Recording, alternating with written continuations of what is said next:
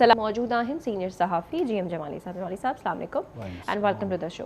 नाज़रीन, जीअं तव्हांखे ख़बर आहे त शहीद जान मोहम्मद महर जी डेथ चऊं, उनजी शहादत खे अॼु लॻभॻि जेको आहे 9 ॾींहं बीहंदो ऐं हिन वक़्त ताईं समूरी सिंध में धरणा एहतजाज जारी आहिनि। अॼु जेको आहे काविश ऐं KTN न्यूज़ जी सथ पारां हिकु तारीख़ी धरणो लॻो आहे सखर DIG ऑफिस आडो, जंहिंमें असांजी समूरी सथ जा साथी जेके आहिनि उहे शामिल हुआ। मुख़्तलिफ़ सहाफ़ी बिरादरी, समूरी सहाफ़ी बिरादरी जेको आहे शामिल हुई ऐं गॾोगॾु जमात इस्लामी जा अमीर सिराजुल हक़ साहब बि हुते मौजूदु हुआ। उन्हनि हुते जेको आहे ख़िताब बि कयो।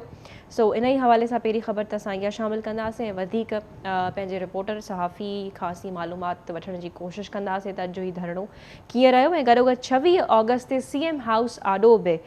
धरणे जो ऐलान कयो वियो आहे ऐं SSP सखर खे हटाइण जो मुतालबो बि हिन वक़्तु KTN न्यूज़ जी सथ ऐं सहाफ़ी बिरादरी जेको आहे इहो मुतालबो करे रही आहे। सो पहिरीं त असीं इहा ख़बर शामिलु कंदासीं त हिन वक़्त ताईं कंहिं क़िस्म जी अॻभराई हुजे, कहिड़ा अपडेट्स या ऑफ द रिकॉर्ड भी जीअं ॻाल्हियूं थींदियूं आहिनि त अहिड़े हवाले सां का ख़बर कोन अचे पई त कंहिं बि क़िस्म जी अॻभराई पुलिस पारां इन केस में थी हुजे। जमाली साहब, पहिरीं उन ते असीं ॻाल्हि ॿोल कंदासीं। ॾिसो, इंतिहाई शर्मनाक ऐं अफ़सोसनाक अमल आहे जो 9 ॾींहं गुज़री विया आहिनि ऐं हिकु इंतिहाई मोतबर सहाफ़ी जा क़ातिल गिरफ़्तार कान थिया आहिनि ऐं पुलिस सिर्फ़ु जंहिंखे चइबो आहे त लारा लपा ॾेई रही आहे त असां बसि पहुची विया आहियूं ऐं हाणे ऑपरेशन करण वारा आहियूं ऐं कचे में वञण वारा आहियूं। मां सम्झां थो त इहो जेको क़तल आहे इहो पुलिस जी उन कारकर्दगी खे वाखो करे रही आहे, जंहिंजे बारे में हमेशह सहाफ़ी ॻाल्हाईंदा रहंदा त पुलिस क्रिमिनल्स सां मिलियल हूंदी आहे। पुलिस इन वॾेरनि सां, जागीरदारनि सां, पीरनि सां, इन्हनि धड़ेलनि सां, फोरनि सां, चोरनि सां मिलियल हूंदी आहे। हिन वाक़े खां पोइ त असांखे वाज़े तौर ते नज़र अची रहियो आहे त पुलिस जो जेको किरदारु आहे उहो ॾोहारियुनि जे ख़िलाफ़ु कार्रवाई जे बजाए रुॻो कूड़ा दिलासा ॾियणु आहे ऐं अहिड़ियूं ॻाल्हियूं करे रहिया आहिनि जेके सम्झ खां ॿाहिरि आहिनि। पहिरियों उन्हनि वॾी दावा कई त असां कुझु मुख्य जवाबदार गिरफ़्तार कया आहिनि, उनखां पोइ ख़बर पई त न, उहे जवाबदार न आहिनि बल्कि उहे सहूलियतकार आहिनि। मां जेको आहे हैरान आहियां हिन पुलिस ते ऐं ख़ासि तौर ते जेको सखर जो SSP सिंगार मलिक जेको आहे, अफ़सोस आहे तो इन क़िस्म जा माण्हू जेके आहिनि उहे पुलिस में मौजूदु आहिनि ऐं इन ई क़िस्म जे माण्हुनि जे पुलिस में मौजूदगी जे करे ई मां सम्झां थो त पुलिस जो डिपार्टमेंट जेको हिन वक़्त ताईं एतिरो बदनाम आहे, उहो इन ई क़िस्म जा ॿिया ऑफिसर बि मौजूदु हूंदा, जंहिंजे करे जेको आहे पुलिस जी कॾहिं न त रेपुटेशन ठही सघी आहे, न पुलिस ते कोई एतमाद कंदो आहे, न पुलिस खां का माण्हू सम्झंदा त उनखे दिलि खे बि हिकिड़ो आसिरो न हूंदो आहे त जेकॾहिं असां पुलिस खे कंप्लेन कयूं त असांजे उन ॾुख जो मदावो थींदो या असांजी शिकायत जो जेको आहे को अज़ालो थींदो। बदकिस्मती सां हिन वक़्त ताईं मां पाण हैरान आहियां त सिंध गवर्नमेंट नई निगरान हुकूमत अची चुकी आहे, पर बदकिस्मती सां अञा ताईं जेको आहे इन्हनि जो बि इन तरफ़ तवजह कान्हे, होश कान्हे इन्हनि खे त हेतिरो वॾो सहाफ़ी शहीद थियो आहे। 9 ॾींहंनि खां मुस्तक़िल एहतजाज थी रहिया आहिनि, सॼे मुल्क में PFI जे कॉल ते एहतजाज थियो, पर अञा ताईं जेके मौसर इक़दाम जेके खणणु घुरिजनि बज़ाहिर असांखे उहे नज़र ई न अची रहिया आहिनि त इन में का संजीदगी बि आहे। हिकिड़ो त हूंदो आहे त ॾोह थींदा आहिनि, ठीकु आहे, पर जेकॾहिं संजीदा हुजे एडमिनिस्ट्रेशन त मां सम्झां थो त पोइ ही 24 कलाक खां बि घटि अरसे जो कमु हूंदो आहे जंहिंमें तव्हां ॾोहारियुनि खे पकिड़े सघो था। इन जी मिसाल तव्हांखे नंढी हिकिड़ी ॾींदुसि त अफ़गानिस्तान में हिकिड़ो ॿारु अगवा थियो ऐं हुनजे वालिद जेको आहे तालिबान हुकूमत खे कंप्लेन कई। 2 कलाकनि जे अंदरि जेको आहे ॿारु बि बरामद थी वियो ऐं जेके अगवा कंदड़ हुआ उहे बि अरेस्ट थी विया। अहिड़े तरीक़े सां हुते हिकिड़ो ॿियो जुर्म थियो त उन ते उन्हनि उनखे फाई ॾेई ऐं क्रेन ते उनखे लटकाए ऐं पूरे शहर में घुमायो। त बेसिकली हुननि जो मक़सदु सिर्फ़ु सिंपल हुयो त जुर्म कंदड़नि जे दिलि में ख़ौफ़ पैदा थिए। हिते बदकिस्मती सां जेको जुर्म कंदड़ आहे उनखे इहो ख़ौफ़ न आहे त उनजे ख़िलाफ़ु को कानून नाफ़िज़ कंदड़ इदारा एक्शन खणंदा। हुनखे जेको आहे उन सां वधीक ताक़त मिलंदी आहे जॾहिं हुनखे इहा ख़बर हूंदी आहे त जेकॾहिं मां को बि जुर्म करे वठंदुसि त हिनजी मूंखे सज़ा त मिलणी कान्हे। त हुनजे दिलि मां जेको आहे ख़ौफ़ ख़तमु थी चुको आहे जेको लॉ एनफोर्समेंट एजेंसीज़ जो हुजणु घुरिजे। त इहो सखर जो त अजीब पुलिस ऐं आहे। पुलिस बि जमाली साहब ॾिसे पई त सहाफ़ी बिरादरी खे ऑलरेडी जेकी JIT जे सरबराह जी बि ॻाल्हि कजे, उहो बि SSP सखर सिंघार मलिकी आहे, उन ते बि शुरू वारे ॾींहं खां ख़दशा रहिया। हिकु त हुनजो तकिड़ो बयानु, उन खां बाद में परफॉर्मेंस त सभिनी जे साम्हूं ई आहे। त पोइ उन बावजूदि जान मोहम्मद महर साहब जे जेके वारिस आहिनि उन्हनि पारां बि इहो मुतालबो कयो वियो, सहाफ़ी बिरादरी पारां बि, त SSP खे JIT जे सरबराह तौर ते जेको आहे हटायो वञे। त उन में बि कंहिं क़िस्म जी अॻु भराई असांखे कोन नज़र आई। मां उहो ई चई रहियो हुउसि न त बेस ई इन खे चइबो आहे न त हुकुमरान जेके आहिनि उन्हनि खे अहसास ई कान्हे त हिकिड़े घर जो जेको आहे हिकिड़ो इंसानु क़तल थी चुको आहे, उनजी फैमिली आहे, उनजा साथी आहिनि, रड़ियूं करे रहिया आहिनि, वाक़ा करे रहिया आहिनि, एहतिजाज करे रहिया आहिनि, मुज़ाहिरा करे रहिया आहिनि, पर हिननि खे चवंदा न कननि अॻियां जुई नथी रंगिजे। मां त इन करे मूंखे पाण हैरत थी रही आहे त एतिरी बि बहस हुकूमत हूंदी आहे, एतिरी बि ना सम्झ मां हिनखे चवां त हिननि जी हुकूमत जी आहे त हिननि खे कुझु सम्झ में ख़बर ई कान अथनि त करिणो छा आहे। हाणे अफ़सोस इहो ई थी रहियो आहे, पर जेको प्ली वठंदा आहिनि त छो हींअर अञा हिकदमि हुकूमत चई थी आहे, भई हुकूमत चई थी वई, ठीकु आहे, 2 टे ॾींहं थी विया, हाणे तव्हां कैबिनेट जो इजलास करे सघो था, तव्हां वज़ीर आज़म जो प्रोटोकॉल करे सघो था, तव्हां सऊदी सफ़ीर आहियो उनखे प्रोटोकॉल ॾेई सघो था, बाक़ी तव्हांखे इहा ख़बर न आहे त हिकिड़ो हेॾो क़तल थियो आहे उनजे ख़िलाफ़ु एक्शन खणणो आहे। त बसि इनखे इहो हिननि जी असां बहस ई चई सघूं था त हुकुमराननि खे जॾहिं अहसासु ख़तमु थी वञे, इंसानियत ख़तमु थी वञे, त पोइ उन्हनि हुकुमराननि जे बारे में छा थो ॻाल्हाए सघिजे। ख़ैर उन्हनि टाइम फ्रेम त ॾिनो आहे त 15 खां 20 ॾींहं में जेका जांच कमेटी जुड़ियल हुई त हू असल कातुलनि ताईं जेको आहे पहुची वेंदा, पर का अॻु भराई कहिड़ियूं अपडेट्स जेको आहे हिन वक़्तु ताईं असांखे मौसूल न थियूं आहिनि। बहरहाल इहो बि ॾिठो वेंदो त ईंदड़ ॾींहंनि में छा थिए पियो, पर असीं ज़ाहिर तेसीं ताईं आवाज़ उथारींदा रहंदासीं त आख़िर शहीद जान मोहम्मद महर जा जेके असुल कातिल आहिनि उहे कॾहिं गिरफ़्तार थींदा, उन्हनि खे गिरफ़्तार जेको आहे आला इदारनि खे कराइणो पवंदो, करिणो पवंदो, जेके कानून नाफ़िज़ करण वारा इदारा ई भली छो न हुजनि। जमाली साहब, बल्कि मां पंहिंजी टीम सां बि रिक्वेस्ट कंदसि त अॼु जेको DIG सखर ऑफिस आॾो तारीख़ी धरणो लॻवाए उन हवाले सां पंहिंजे सीनियर रिपोर्टर खे जेको आहे वठण जी कोशिशि करे टीम, त असां उन्हनि खां अपडेट्स मालूम कयूं त छा उन्हनि खे सूरत हाल नज़र आई। ऐं गॾोगॾु 26 ऑगस्ट ते CM हाउस ऑडो बि जेको आहे धरणे जो ऐलान कयो वियो आहे, ऐं गॾोगॾु SSP सखर खे हटाइण जो मुतालबो बि समूरी सहाफ़ी बिरादरी करे पई, त जीअं जान मोहम्मद महर जे वारिसनि खे बि उन्हनि तमामु घणा ख़दशा आहिनि। तमाली साहब, ॿियो केस असीं काल्ह बि डिस्कस कयोसीं, KTN न्यूज़ जो रिपोर्टर आहे इसरार चांडियो, उन ते केस जेको आहे उहो आख़िर कूड़ो साबित थी वियो त हू हुन में मुलविस न हुयो। ऐं गॾोगॾु जैकबाबाद पुलिस जेको आहे इसरार चांडियो खे गंदाखा पुलिस स्टेशन जे हवाले कयो, इहो गंदाखा पुलिस जो चवणु आहे। त पोइ हीअ सभु साम्हूं अची वियो। ईअं 4 ॾींहंनि जो हिकु माण्हू हिकु सहाफ़ी खे एॾो हुननि परेशान कयो, तड़पायो, हुनजी फैमिली अलॻि सां परेशान हुई, गॾोगॾु तशदुद बि कयो वियो, ऐं आख़िर ही नतीजा साम्हूं अची विया। ॾिसो, असां कल्ह बि इहा ॻाल्हि कईसीं त जीअं मूं हर वक़्तु इहो ई मसइलो आहे त जेकी असल पुलिस आहे न, मां सम्झां थो त हिन मुआशिरे में ख़राबी जी जड़ बणिजी वई आहे। असां न चाहींदा आहियूं त कॾहिं कंहिं बि कानून नाफ़िज़ कंदड़ इदारनि जे मोरल खे डाउन कयो वञे, छो जो ज़ाहिर आहे त सुठा ऑफिसर बि हूंदा, पर अक्सरियती बुनियाद ते जॾहिं असां ॾिसी रहिया आहियूं ऐं जेके वाक़िया साम्हूं अची रहिया आहिनि उन्हनि मां सिर्फ़ु इहो ई महसूसु थी रहियो आहे त इहो इन इदारे में जेके माण्हू वञी रहिया आहिनि उहे शायदि सोचो सम्झ उन्हनि जी इहा बची आहे त हुननि खे जुर्म खे हथी ॾियणी आहे, हुननि खे जराइम में मुलविस माण्हुनि खे न आहे गिरफ़्तार करिणो, पर जेके उन जराइम जे ख़िलाफ़ु माण्हू आहिनि उन्हनि खे इस्तेमालु उन्हनि जे ख़िलाफ़ु एक्शन खणणो आहे। अहिड़े तरीक़े सां हिन KTN जे रिपोर्टर जो बि असांखे इहो मसइलो थो ॾिसे त यकीननि हुन इन मंशात फ़रोशनि जे बारे में, धाड़नि जे बारे में, फुरुनि जे बारे में, चोरियुनि जे बारे में जेको बि उते ॾोह थी रहियो आहे उनजी आवाज़ उथारींदो हूंदो। त उहे जेके ॾोहारी हूंदा, छो जो उहे ताक़तवर हुया, उहे पुलिस खे पैसा ॾींदा आहिनि, उन्हनि जो मंथलियूं आहिनि, इहे उन्हनि जे हर क़िस्म जी भुंग में भते में सभु इहे उनजा भाईवार हूंदा आहिनि। त उन्हनि हिकिड़ो कूड़ो इल्ज़ाम लॻाए ऐं उन साफ़ी खे गिरफ़्तार कयो। को त सिंध में त ख़ासि तौर ते न गिरफ़्तार थी सघे थो, न उनजे ख़िलाफ़ु FIR दर्ज थी सघे थी, पर बदकिस्मती सां सभई साफ़ियुनि जे ख़िलाफ़ु FIR दर्ज थियूं थियनि ऐं हिक हिक साफ़ी जे ख़िलाफ़ु 10-10, 20-20, 30-30 FIR दर्ज थी वञनि। ऐं ख़ासि तौर ते इहो जेको रीजन आहे सखर रीजन, मां सम्झां थो इहो जेको आहे जेके क्रिमिनल पुलिस ऑफिसर्स आहिनि उन्हनि जी तइनातियुनि जे करे मां सम्झां थो त इहो मसइलो वधीक पैदा थी रहियो आहे। ऐं ॾोह जो उहो अहिड़ो इलाइक़ो बणिजी चुको आहे जंहिंमें पुलिस ऐं ॾुआरी इन्हनि में असांखे फ़र्क़ु महसूसु न थी रहियो आहे। फ़र्क़ु नज़र नथो अचे। ज़ाहिर आहे ॾिसंदासीं त जुर्म जेको आहे जॾहिं कंट्रोल न थींदो ऐं वक़्त ते उहे क्रिमिनल्स न पकड़बा त असांखे ईअं ई लॻंदो त जेके पुलिस आहे उहा बाक़ाइदा नाकाम थी वई आहे। असां सां टेलीफोन लाइन ते सीनियर रिपोर्टर मौजूदु आहे अब्दुल्ला सोलंगी, जंहिं असांखे जॉइन कयो आहे। उन्हनि खां वधीक असीं हींअर तफ़सील वठंदासीं त DIG सखर ऑफिस आॾो जेको तारीख़ी धरणो लॻो आहे उन हवाले सां कुझु अपडेट्स असां अब्दुल्ला सोलंगी खां वठणु चाहींदासीं। अस्सलाम वालेकुम अब्दुल्ला। जी अब्दुल्ला तव्हां वटि आवाज़ अचे पियो असांजो? जी अब्दुल्ला जो जी जी अब्दुल्ला अव्हां वटि आवाज़ अचे पियो असांजो? जी लेला जी अब्दुल्ला महिरबानी जॉइन करण जे लाइ ॿुधाइजो त हीअ अॼु जिते धरणो लॻो आहे सखर में DIG सखर ऑफिस आॾो अव्हां बि उते मौजूदु हुया धरणे खे कवर बि कयो छा सूरतयाल ॾिसो पिया जमात इस्लामी जो अमीर ऐं ॿियूं सियासी पार्टीज़ बि जेके आहिनि उन्हनि पार्टिसिपेट कयो छा सूरत हाल तव्हां ॾिठी ऐं पुलिस जे बारे में ॿुधायो त आख़िर का अॻु भराई हिन केस में शहीद जान मोहम्मद महर जे केस में का नज़र अचे पई तव्हांखे या न पुलिस पारां?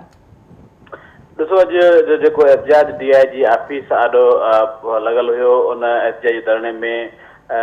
सवाइ जेको आहे सो कराची जे कुझु चंद सहाफ़ियुनि जे बाक़ी तक़रीबन जेके सिंध जे ॿियनि ज़िलनि जा जेके काफ़िला उहे पहुता हुआ उन खां पोइ जेको आहे सो जीअं शुरू थी वियो उन में हज़ारनि जी तादाद में सहाफ़ी शरीक हुया सियासी समाजी ऐं उन सां गॾु वकील बिरादरी जो अंग मौजूदु हुयो जन हिकु हिकु जेके बिरादरी जे अॻुवाणनि मुतालबो कयो त शहीद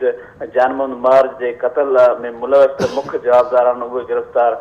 छो न थिया आहिनि उन्हनि जो मुतालबो हो त उन्हनि खे फौरी तौरु गिरफ़्तार कयो वञे ऐं जिथे तव्हांजो सुवालु पुलिस जे हवाले सां आहे त हिन वक़्तु ताईं पुलिस कख बनी बीणो न आहे कयो पुलिस रिवायती जेके हरबा उहे इस्तेमालु कंदे हथ कंडा इस्तेमालु कंदे जेको आहे सो हिन वक़्तु ताईं हिन केस में का बि अॻुवाई न करे सघी आहे पुलिस हिन वक़्तु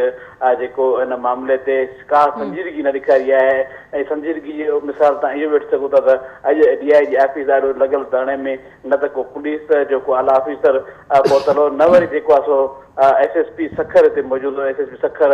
जेको सिंगार मलक सदाईं पंहिंजे सियासतदाननि जे कमदारी में मसरूफ़ हूंदो आहे उहो हिन मामले ते का बि जेको अॻुवाई न करे सघियो आहे ऐं अॼु बि जेको आहे सो उहो हिन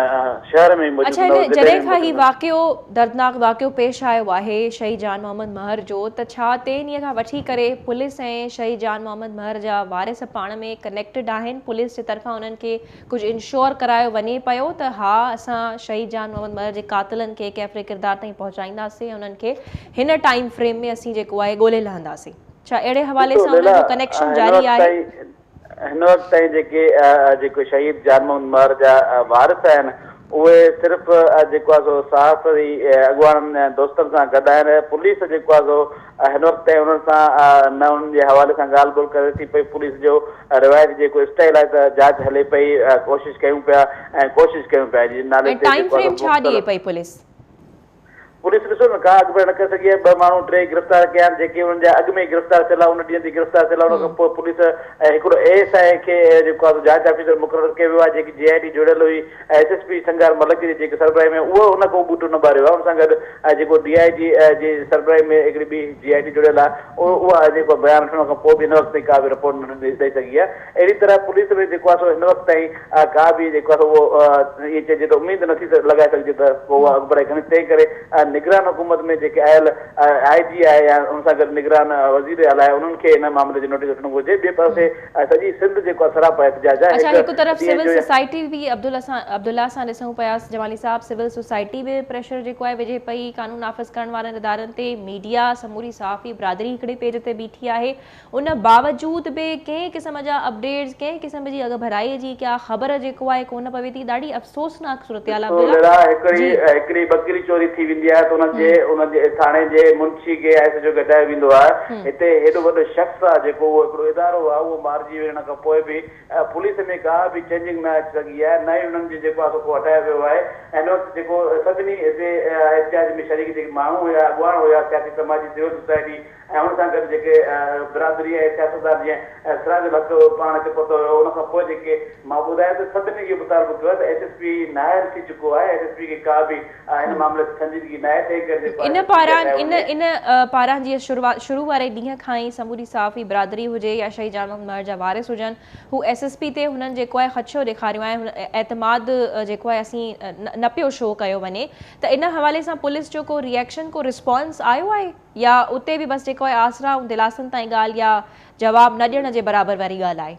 बिल्कुलु इहा साॻी ॻाल्हि आहे त हिन वक़्तु ताईं जेको आहे हुन में को बि आसिरो न उमेद करे सघिजे थी न ई आसिरो थी सघियो आहे तंहिं करे जेको आहे हिन टाइम धरणे में मौजूदु माण्हू जेके उन्हनि ऐलान कयो त असां तव्हां गॾायूं तव्हां कराची जो रुख कयो सीमा हाउस जो रुख कयो आहे जीअं सिंध जो रुख कयो त जीअं उन हाउसनि जे ॿाहिरां जेको आहे एहतिजाज वेही करे जीअं असरु पवे हीअ जेके सियासी हिकिड़ी माफ़िया आहे जेकी पुलिस में अंदरि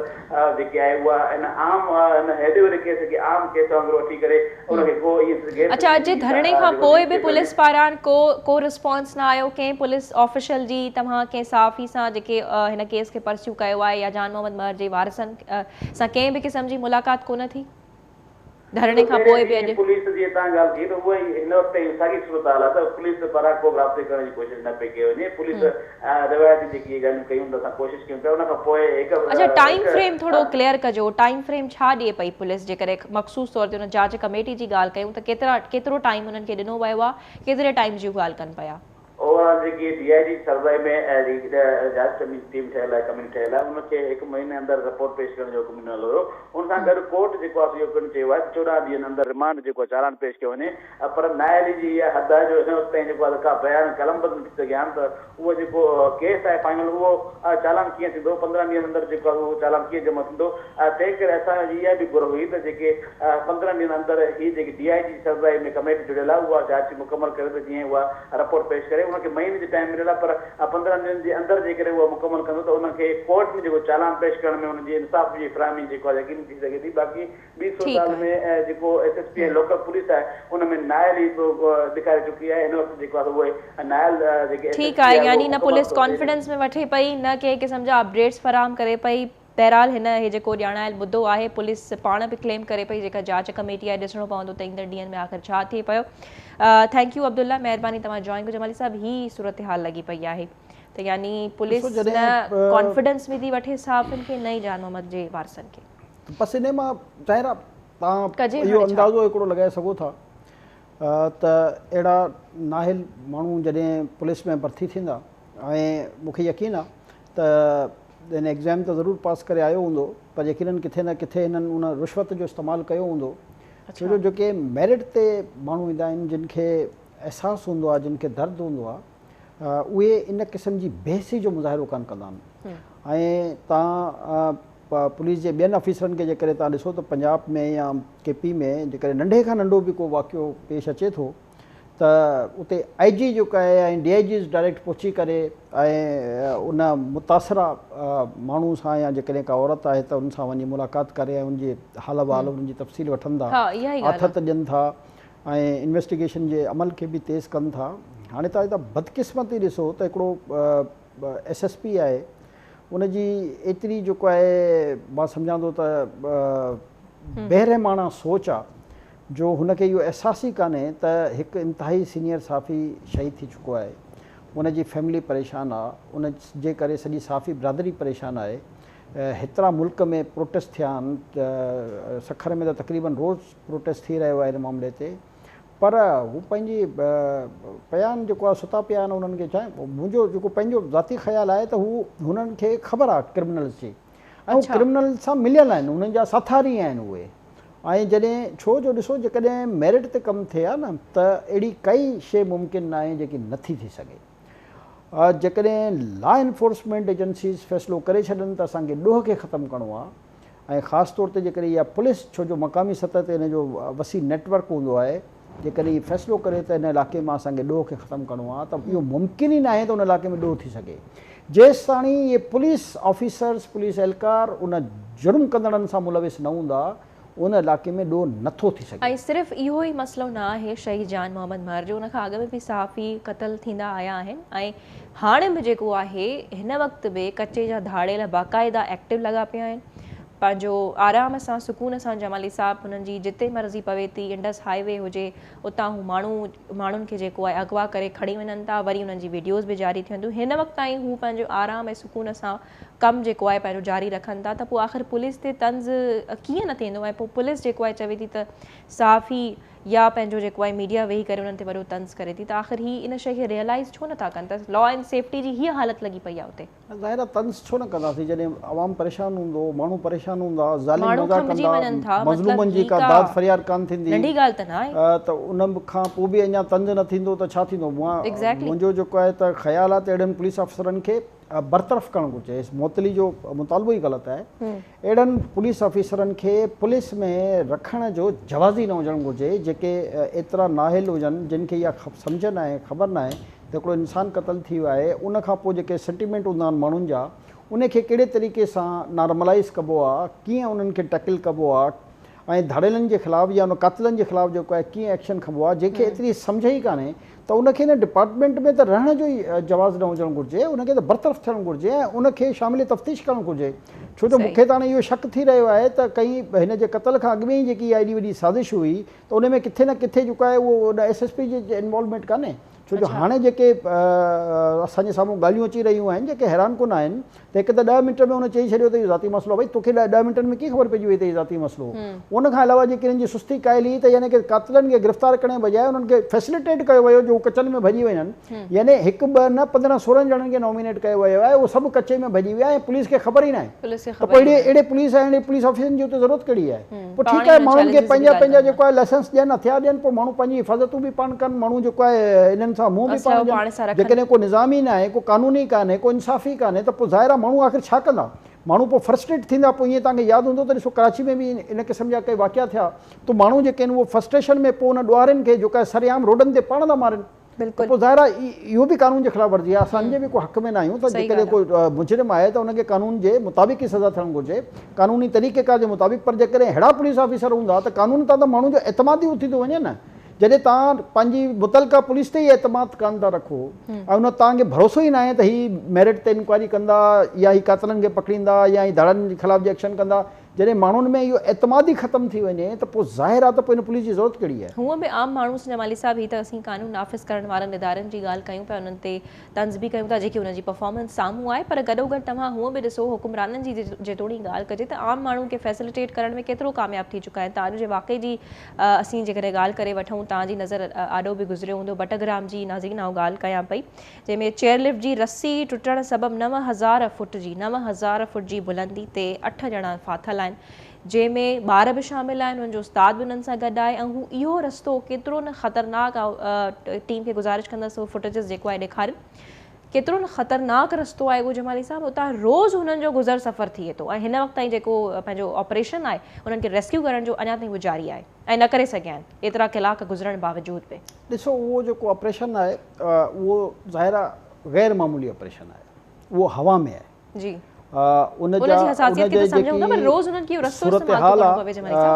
उनखे असांखे ॾिसणो पवंदो, छो जो उन्हनि जी ॿारनि जी जेकॾहिं तकड़ करे, छो जो हेलीकॉप्टर असांखे बि कंसर्न आहे, सुबुह खां इहो ॾिसी रहिया आहियूं, ॾुख थी रहियो आहे, अफ़सोस आहे असांखे। पर सवाल इहो आहे त उनजी सेंसिटिविटी जे हिसाब सां उनखे टैकल पियो कयो वञे। अलाह करे सभु ॿारनि खे खरखरीअ सां जेको आहे वापसि उन्हनि जे फैमिली जे हवाले थी सघनि। अलाह साईं रहम करे, उन में दुआ बि करणु घुरिजे त अलाह साईं उहो जेको ऑपरेशन आहे, छो जो जेकी बि शइ का हवा में आहे, छो उन ते हवा ऐं उतां जो जेको मौसम आहे उनजे करे इन ऑपरेशन में प्रॉब्लम्स अची रहिया आहिनि। पर गवर्नमेंट कोशिशि त करे रही आहे न। 2-2 3 हेलीकॉप्टर उते पहुता त आहिनि न, फौज ऐं मुतलका माण्हुनि जा कमांडोज़ उते पहुता त आहिनि न, त हिकिड़ो माण्हुनि में हिकिड़ो आसिरो हूंदो आहे। बाक़ी जेको इहो रस्ते जो सुवालु आहे त अॼु जॾहिं इहो सुबुह जो मंज़र असां ॾिसूं पिया त हिकिड़ो ख़्यालु अची रहियो त जेकॾहिं 200-250 ॿार डेली जेको आहे हिकिड़ी पहाड़ी खां ॿी पहाड़ी में पढ़ण लाइ रुॻो वञी रहिया आहिनि, त पोइ हुकुमराननि खे शर्म कान थी अचे त जिते उहे रहनि था उन ई पहाड़ी ते हिकिड़ो स्कूल ई ठाहिणो आहे। हाणे ॾिसो इहा ई हूंदी आहे सोच जो फ़र्क़ु त 250 ॿार डेली जी बुनियाद ते सुबुह ऐं शाम हिकिड़ी पहाड़ी खां ॿी पहाड़ी ते हिकिड़ी व्हील चेयर्स में ईअं वञी रहिया आहिनि, जेको ताईं डेंजरस आहे। त भई तव्हां हिकिड़ो स्कूल जिते हू 200-250 ॿार आहिनि उते भरिसां हिकिड़ो स्कूल ठाहे मुतलका टीचर रखी करे उन्हनि खे जेको आहे तव्हां उते पढ़ायो न। त हिकिड़े जेकॾहिं उन इलाइक़े में बि त यकीनन पढ़ियल लिखियल ॿिया टीचर्स हूंदा न, उते हायर कयो त जीअं इहा इन क़िस्म जी ख़ौफ़नाक ट्रांसपोर्टेशन खां बची सघिजे। पर इहा ई हूंदी आहे नाइली, नाकामी, कोताही, जंहिं ते कॾहिं बि तवजो न ॾिनी वेंदी आहे। चवंदा न कंहिं बि इशू खे फोकस करे उन ते कॾहिं तवजो ई न ॾिनी वेंदी आहे। इहा ई आहे असांजे पाकिस्तान में असांजी नाइली ऐं नाकाम हुकुमराननि जी कोशिशूं। असांजा एतिरा वसीला आहिनि, तव्हां ॾिसो कॾहिं कंहिं वसीले खे उजागर करण लाइ कोशिशि कान कई वई आहे, जंहिं वसीलनि जी बुनियाद ते असां पंहिंजे पेरनि ते बीह सघूं था, मुल्क जी इकोनॉमी ठीकु करे सघूं था। इहा ई असांजी बदकिस्मती आहे त असां वटि जेके बि शॉर्ट टर्म हुकुमरान ईंदा आहिनि हुननि जी हिकिड़ी सोच हूंदी आहे त जल्दी जल्दी पैसा कीअं कमाइजनि, बाक़ी हुनजी का सोच ई कान्हे त असांखे बहितरी बि करणी आहे, असांखे निज़ाम खे बि ठाहिणो आहे, असांखे माण्हुनि खे बि फैसिलिटेट करिणो आहे,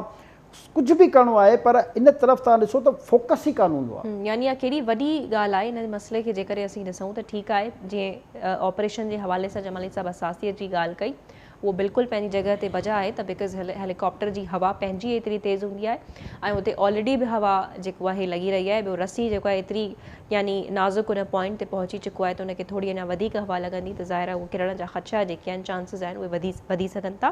पर अफ़सोस हिन ॻाल्हि जो आहे त रोज़ानो उहो रस्तो उन्हनि ॿारनि खे जेको आहे उतां क्रॉस करे पंहिंजे स्कूल जे लाइ वञिणो पवे थो, त इहा केतिरी शर्म वारी ॻाल्हि आहे। जमाली साहिबु हूअं बि ओवरऑल असीं ॾिसूं त हुकूमत जेको आहे आम माण्हू खे फैसिलिटेट करण में काथे एतिरो सक्सेसफुल रही आहे ऐं गॾोगॾु हिननि जा जेको इलेक्शन वारो मसइलो आहे पंहिंजी जॻह ते फाथल आहे, बीठल आहे। तव्हां जीअं ॿुधायो हुयो त फ़ेब जे आख़िर में चांसिस आहिनि या जनवरी जे आख़िर में, त इहो मामिलो जा बि थोरा असांखे अपडेट्स ॾेई वठो त आख़िर इलेक्शन वारो मामिलो, तकबंदियुनि वारा मामला किथे बीठा आहिनि हिन वक़्त ताईं? ॾिसो कुझु मुख़्तलिफ़ केसनि जे करे जेको आहे न इहा शइ अञा उलझी वेंदी आहे सुलझण जे बजाए। जी ईअं ई थियो आहे हिन वक़्तु इहा स्मूथ रनिंग जारी हुई त ज़ाहिर आहे कुझु माण्हू वरी कोर्टनि में लाइ विया आहिनि त हीअं ऑर्डर कयो त हूअं ऑर्डर कयो। पहिरियों बि ऑर्डर थिया हुआ पंजाब ऐं KP जी हुकूमतुनि खे इलेक्शन कराइण जा, पोइ उनजो नतीजो सभिनी जे साम्हूं आहे। असांजी बदकिस्मती आहे जो माण्हुनि में तहमुल कान्हे। हाणे हुकूमत बि वेंदे वेंदे हल्का बंदियुनि जो जुनानी मसइले जेको आहे हिकिड़ो मंज़ूर करे वई हल्का सेंसस खे। हाणे आइन जो तक़ाज़ा आहिनि त जॾहिं सेंसस अप्रूव थी वञे त पोइ नई हल्का बंदी ते इलेक्शन थी सघे थो। सही। हाणे हिकु तरफ़ आइन जी इहा बाइंडिंग आहे त जेकॾहिं हुकूमत ख़तमु थी थिए त 90 ॾींहंनि में तव्हांखे जेकॾहिं मुदो पूरो करे त 60 ॾींहं ऐं जेकॾहिं 1-2 ॾींहं अॻु में वञे त 90 ॾींहं में तव्हांखे इलेक्शन कराइणा आहिनि। होॾे बि आइन आहे, हेॾे बि आइन आहे। दुरुस्त। हाणे ज़ाहिर आहे जेके मुतलका इदारा आहिनि उहे ज़ाहिर आहे छा कनि, मक़सदु उहो चवनि त बाबा हिन मसइले हिन शिकिस्त ते हलो त असांखे हेतिरनि ॾींहंनि में इलेक्शन कराइणी आहे ऐं हिन सेंसस जी बुनियाद ते करूं त पॉसिबिलिटी न आहे ग्राउंड ते त 4 महीना 5 महीननि में। मूंखे लॻे थो हिननि ॼाणी वाणी कयो आहे। बेसिकली ॾिसो मुल्क में जीअं मूं चयो त महांगाई खे कोई कंट्रोल नथो करे सघे। इहो मां नथो चवां त इहे हुकुमरान जेको आहे उहो अणसम्झे तौर ते जेको आहे इहो क़दम खयों हूंदो। हिननि खे इहा ख़बर हुई त जेकॾहिं एतिरी जल्दी वरी इलेक्शन था थियनि त उनजा बर्डन आहिनि 50-60 अरब जो वरी उहो ख़र्चु आहे त ऑलरेडी जेको आहे इहो बि त नाणे ते बर्डन वधंदो न, त इन सां फ्लक्चुएशन त अञा वधंदी न। त इहा हिननि सभिनी खे ख़बर आहे। ईअं न आहे त न आहिनि बाक़ी TV में अख़बार में बयानु ॾियणु हिकिड़ी अलॻि ॻाल्हि हूंदी आहे, पर इन्हनि सभिनी खे ख़बर हुई त इन सेंसस खे अप्रूव करण खां पोइ जा सर्कमस्टेंसिस छा थींदा। त सभु ज़हनी तौर ते उन्हनि खे ख़बर आहे। हू पाण चाहे रहिया त अहिड़ी का हुकूमत अची वञे जेको सभु बुरायूं जेको आहे उनजे कंधे ते जेको आहे उछले छॾनि ऐं उहा ज़ाहिर आहे केयरटेकर जी सूरत में तव्हां वटि मौजूदु आहे। हाणे इहा महांगाई बि थींदी, प्रॉब्लम्स बि ईंदा, हर शइ ईंदी ऐं सभु जेके आहिनि उहो जेको बि वज़न आहे उहो इन्हनि जे कंधनि ते पवंदो आहे। उन दौरान जेकॾहिं मुआशी तौर ते थोरो असां अॻिते वधी वियासीं जेके प्रपोज़ल्स या जेके पाइपलाइन्स में आहिनि त पोइ वाह करण जे लाइ वरी चवंदा फौरन इलेक्शन करायो ऐं वरी पोइ असां अचूं ऐं वरी केयर टेकर हुकूमत बि पंहिंजो जेको हुनजो मुद्दो आहे ओसी ताईं रहंदी या हालात खे ॾिसी करे तव्हांखे लॻे थो त हीअ पंहिंजे मुद्दे खां वधीक एक्सीड करे वेंदी? ॾिसो फ़िलहालु त जेको आहे इलेक्शन कमीशन ऑफ पाकिस्तान ते हाणे डिपेंड करे थो। ओके। त केतिरनि ॾींहंनि में हू हल्का बंदियूं मुकमिल करण जो सख़्त रखे थी, हुननि वटि केतिरी मैन पावर आहे, हुननि वटि छो जो ज़ाहिर आहे इलेक्शन कमीशन ऑफ पाकिस्तान में एज सच मैन पावर कान हूंदी आहे। उहो मुख़्तलिफ़ सूबाई हुकूमतनि खां मैन पावर हासिलु करे ऐं उन्हनि खां वरी कमु वठंदा आहिनि। त हाणे हल्का बंदियुनि जो बहरहाल हिकिड़ो डिघो प्रोसीजर आहे, उनजा तरीक़ेकार आहिनि। हाणे जेकॾहिं ही माण्हुनि जी हल्का बंदी जो नोटिफाई करे बि छॾनि त उनखां पोइ वरी उन्हनि जा एतिराज़ आहिनि, उन्हनि जूं अपीलूं आहिनि, उन्हनि जा ट्रिब्यूनल्स ठहणा आहिनि। त बहरहाल हिकिड़ो लेंदी प्रोसेस ज़रूरु आहे। पर हाणे ॾिसणो इहो आहे त इलेक्शन कमीशन ऑफ पाकिस्तान जेको आहे उहो इन में केतिरी स्पीड पकिड़े सघे थो। जेको हिकिड़ो रफ आइडियो असां फ़िलहालु ॿुधाए सघूं था उहो इहो ई आहे त फरवरी ताईं जेको आहे उन खां अॻु में त इलेक्शन नामुमकिन नज़र अची रहियो आहे न। हाणे इन खां बि फरवरी जे 2-3 वीक जी ॻाल्हि करे रहिया आहियूं। उन खां पोइ बि जेको डिपेंड करे थो त सिचुएशन छा आहे। हाणे जेकॾहिं सिचुएशन इलेक्शन कमीशन चए थी भई अञा असां हिन पोज़ीशन में न आहियूं, इलेक्शन नथा कराए सघूं, त पोइ वधी बि सघे थो। केयरटेकर जो मुदो ई वधी सघे थो। ठीकु आहे। ऐं हिन ई केयरटेकर हुकूमत जे दौर में अञा महांगाई जे वधण जा चांसिस जेके आहिनि उहे ब्राइट आहिनि। अफ़सोस इन ई केयरटेकर में तव्हांजो वरी पेट्रोल बि वधंदो, तव्हांजी बिजली जा बिल बि वधंदा ऐं जेको आहे हर खाइण पीअण जी शइ तव्हांजे रोज़मर्रा जे इस्तेमाल जी शइ सभु वधंदो। हुकूमत पोइ कीअं कॉन्फिडेंस में वठंदी ठीकु आहे ही हाणे अवाम केर जेको आहे करनि न हिननि खे हुकूमत छा जेके विया आहिनि उहे बि गारियूं ॾींदा, जेके अचण वारा आहिनि उहे बि गारियूं ॾींदा। इहो त जेको आहे हिकिड़ो सियासी टूल जे तौर ते त ईअं इस्तेमालु थींदो आहे न त बाबा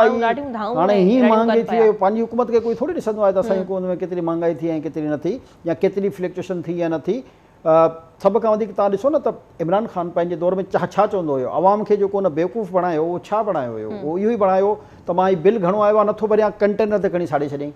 हाणे माण्हुनि चयो हीअ त वॾो को लीडर आहे। अहिड़े तरीक़े सां चई त मां डॉलर जेको IMF खां कर्ज़ु वठां त आउं ख़ुदकुशी करे छॾींदुसि। अहिड़े तरीक़े सां चई त पेट्रोल जेको आहे 34 रुपए जेको आहे उनजी मार्केट आहे ऐं सॼा टैक्स ऐं लेवी सभु ख़तमु करे छॾींदुसि। 1 करोड़ नौकरियूं ॾेई छॾींदुसि, 50 लख घर ठाहे छॾींदुसि। दावा हुया न, पोइ उन ई माण्हू खे हुकूमत मिली। पोइ कीअं बि मिली, चाहे कंहिं ॾियारी या आवाम जे वोट सां आयो। मां उन डिबेट में फ़िलहालु नथा वञूं छो जो हुन में वॾो टाइम लॻंदो। उनखे हुकूमत मिली वई, हुकूमत मिलण खां पोइ छा थियो, IMF खां उन पैसा वरिता, बल्कि एतिरा वरितईं जो पाकिस्तान जी तारीख़ में यानी जॾहिं खां पाकिस्तान ठहियो आहे असां एतिरो कर्ज़ु न वरितो आहे जेतिरो हिन 3 साल में वरितो। 22 अरब चवंदा IMF वटि न ख़ुदकुशी कंदुमि त ख़ुदकुशी किथे कयईं, हो त IMF वटि वञी पैसा वठी आयो। अहिड़े तरीक़े सां छा पेट्रोल 34 रुपए में थी वियो, छा 50 लख नौकरियूं मिलियूं, छा 1 करोड़ नौकरियूं मिलियूं, छा 50 लख घर ठहिया, छा जेको बिजली जो बिल जंहिंजो चयूं त मां सिविल नाफ़रमानी जंहिंसां तहरीक था शुरू कयूं हुन भरींदासीं, छा हुन पाण बिजली जा बिल न भरिया। पोइ बेसिकली अवाम खे बेवकूफ़ पढ़ाइण जे लाइ पॉलिटिकल लीडर्स इन क़िस्म जी ड्रामेबाज़ी कंदा रहंदा आहिनि। हाणे इहो त असांजे अवाम ते डिपेंड थो करे न त उहो पाण फ़ैसिलो करे त जेके हाणे इन क़िस्म जा दावा जंहिं कया, हाणे अवाम वरी अच्छा वरी पोइ आज़ादी ग़ुलामी अमरीका साज़िश साइफ़र वरी इहे ड्रामा करे अवाम खे वरी उन पंहिंजे चंगल में फसाए छॾियईं। अवाम जेको आहे उहो इहो सोचण लाइ अॼाई त भई हीअ त असां सां फलाणा ई वाइदा करे वियो हुयो त हिते हॉस्पिटल जेका सभिनी में इंसाफ़ बराबरि हूंदो, हॉस्पिटलनि जो निज़ाम जेको आहे शौकत ख़ाननि जहिड़ो हूंदो, अदालतुनि में ऐं पुलिस में ऐं उते जेको आहे इहे नाइंसाफ़ियूं न थींदियूं, वॾा दावा करे आयो हुयो न। उन खां पोइ छा थियो, हुन रुगो हिकिड़ो ट्विस्ट कयो, हिकिड़ो साइफ़र कागज़ लहिराए जितां हाणे मुकिरे थो त इहो साइफ़र न हो त आज़ादी ग़ुलामी फलाणो अमरीका, उन खां पोइ वरी मुकिरी वियो त अमरीका जेको आहे सां मुंहिंजो को मसइलो कान्हे। त बेसिकली अवाम जेकॾहिं पाण समझदार हुजे त उनजी असेसमेंट त अवाम खे पाण खे करणी आहे न त कहिड़ी बि पार्टी हुजे उन सां कहिड़ा वाइदा कया, उनजी लीडरशिप ऐं उन ते अमल दरामद केतिरो थियो। जेकॾहिं अमल दरामद न थियो त अवाम जो ई कमु आहे न त उनखे जेको आहे गिरबान पकड़े उनजो न बजाए उनजे गिरबान पकड़ण जे। हिते जेतिरो वॾो को कूड़ो सियासतदान आहे, जेतिरो वॾा कूड़ अवाम सां ॻाल्हाईंदो, जेतिरा वॾा दावा कंदो, पोइ अवाम वरी उनखे वोट ॾींदो। त इन में ज़ाहिर आहे पंहिंजे अवाम जो ई कसूर आहे न त न सोची सम्झी इहो सम्झनि त सही त हिननि जी वोट जी ताक़त आहे छा। अच्छा, चेयरमैन PTI जे जेल मां निकिरण जा के चांसिस आहिनि? इन हवाले सां जो केस बि जेको आहे हलियो आहे हुनजी ॿुधणी बि थी आहे त कोई चांसिस ब्राइट आहिनि त हू जेको हिननि खे ज़मानत मिली सघे पई? ॾिसो फ़िलहाल त ज़ाहिर आहे उनजा साइफ़र मामलो बि हले पियो पंहिंजी जॻह, ब्राइट चांस कान्हे जो असां चऊं, छो जो अदालती प्रोसीजर आहे। सही, जेकॾहिं हिकिड़े केस में ज़मानत थी बि थी वञे, अवल त काफ़ी ॾुखियो हूंदो आहे हिन केस में ज़मानत थियणु, पर जेकॾहिं थी वञे ज़मानत त वरी ॿियो केस जेको आहे साइफ़र वारो तयारु पियो आहे। उनखां पोइ वरी ॿिया 3 केस, उनखां पोइ कादिर ट्रस्ट जेको आहे उहो वॾी तेज़ी सां केस हली रहियो आहे। फॉरेन फंडिंग केस जेको आहे मिच्योर थियल आहे, छो जो हिकिड़ो केस थोरी आहे। उनखां पोइ ATC जा उन ते केतिरा मुक़दमा आहिनि, उन्हनि सभिनी जो बि ज़ाहिर आहे लीगली, छो जो ज़ाहिर जॾहिं बि FIR कटिबियूं बहरहाल उनजा कहिड़ा लीगल प्रोसीजर्स हूंदा आहिनि, तरीक़ेकार हूंदा आहिनि, हर तरीक़ेकार जे मुताबिक़ ई तव्हांजी ज़मानत थी सघे थी न। जेतिरा केस हिन ते दर्ज आहिनि, जेकॾहिं मुख़्तलिफ़ केसनि में हिन जूं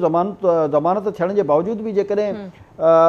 गिरफ़्तारी जूं इंटरव्यू विझंदियूं वञनि तॾहिं बि हिनखे जेको आहे 6 महीना त जेको आहे हिन प्रोसेस में लॻी वेंदा। बिल्कुलु। त हाणे मां इहो सम्झी रहियो आहियां त हिन जा छो जो काफ़ी मिच्योर केस आहिनि।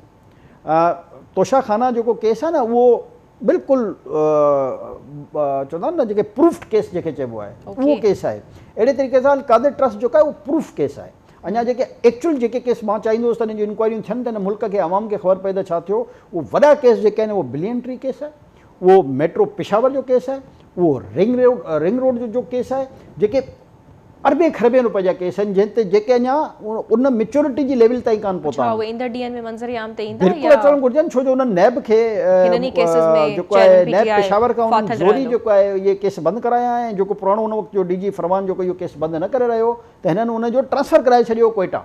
त हाणे तव्हां ज़ाहिर आहे तव्हांजी जेकी साबिती चोरी आहे ऐं जेकी अरबनि जी चोरी आहे उहो त अञा केस ईंदा। हे त उहे केस आहिनि जेके फ़िलहाल बिचोर आहिनि न। एक्चुअल केस जेके आहिनि जंहिंमें इहो साबित थियणो आहे त इहे अरबें खरब रुपया विया किथे, अञा त हिननि ते जेके मनी लॉन्ड्रिंग जा केस खुलंदा उहो अञा दुनिया ॾिसंदी त हिननि ते केतिरा केस आहिनि। ठीकु आहे, त यानी चेयरमैन PTI जो जेको सियासी मुस्तक़बिल आहे उहो फ़िलहालु एतिरो ब्राइट नज़र कोन अचे पियो जमाली साहिब खे। ऑलरेडी सभिनी जे साम्हूं आहे त छा सूरत हाल लॻी पई आहे, केयर टेकर हुकूमत अची वई आहे ऐं मुकमल बि थी वई आहे, काबीना हल्फ बि खणी छॾियो आहे, चाहे वफ़ाक़ी हुजे या पंहिंजो सूबाई। सो बहरहाल ही जेके ऑनगोइंग हॉट इशूज़ आहिनि, हिकु त शहीद जान मोहम्मद महर जो क़तल केस, ऐं ॿियो